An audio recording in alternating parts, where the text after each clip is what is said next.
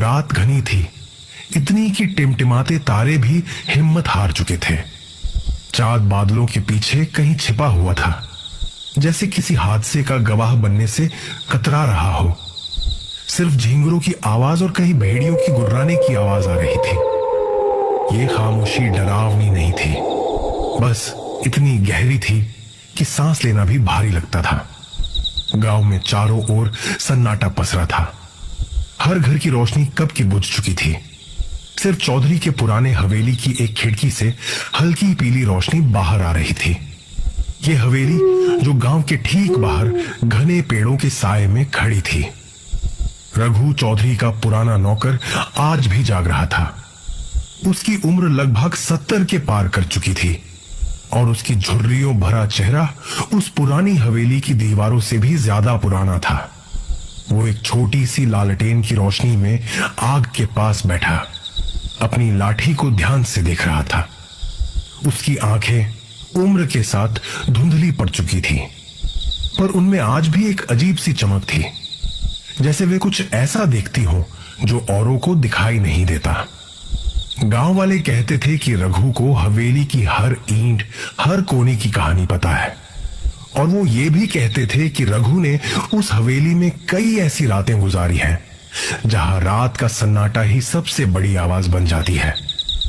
आज भी ऐसा ही कुछ था।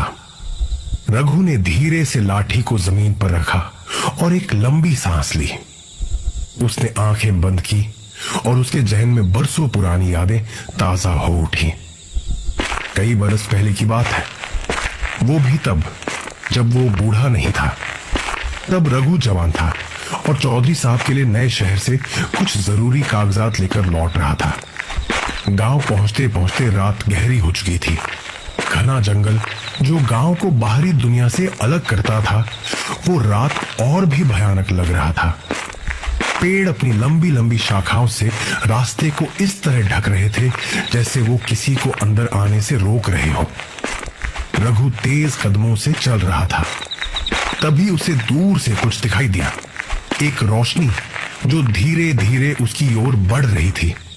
पहले उसे लगा कि कोई मशाल लेकर आ रहा है, पर जैसे जैसे वो करीब आती गई, रघु को एहसास हुआ कि ये कोई मशाल नहीं थी। ये एक औरत थी, सफेद साड़ी में, जिसके चेहरे पर एक अजीब सी चमक थी। उसकी चाल में एक अजीब सी लचक थी, जैसे वो हवा में तैर रही हो। रघु डर गया। उस सुनसान जंगल में इतनी रात गए एक अकेली औरत, वो भी इस तरह की चमक के साथ। उसके मन में डर की एक लहर दौड़ गई, पर साथ ही एक अजीब सी उत्सुकता भी थी। उसने मन ही मन सोचा, ये कौन हो सकती है? कहीं कोई गांव की ही औरत तो भटक नहीं गई? जैसे ही वो औरत रघु के करीब आई, उसकी चमक और तेज हो गई। रघु को लगा जैसे उसकी आंखों में सूरज उतर आया हो। औरत ने अपना चेहरा उठाया और रघु ने देखा कि उसकी आंखें काली थीं, जैसे उनमें कोई आत्मा हो। होंठ नीले पड़ रहे थे और चेहरे पर एक अजीब सी उदासी थी। कहां जा रहे हो रघु? औरत ने एक मधुर आवाज में पूछा। रघु का गला सूख गया था। वो कुछ बोल नहीं पाया, बस उसे देखता रहा। खोए हुए लगते हो। रघु का दिल जोरों से धड़कने लगा।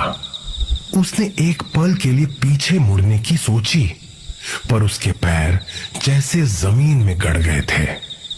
वो हिल नहीं पा रहा था।